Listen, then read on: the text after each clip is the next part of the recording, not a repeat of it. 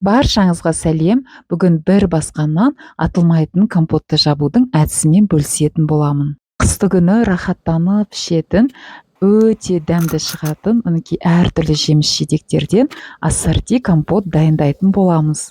Осы әдісті өзім қолданғалы 30 жылдан астам уақыт өтті. Бала күнімде көрші орыс апам үйреткен болатын.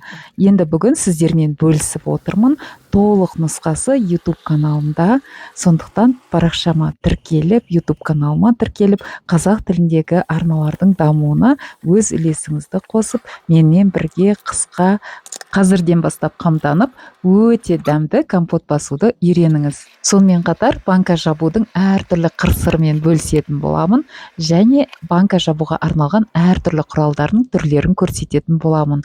Назарларыңызға көптен көп рахмет. Сіздермен бірге болған мен Марал Есенова. Кездескенше сау саламат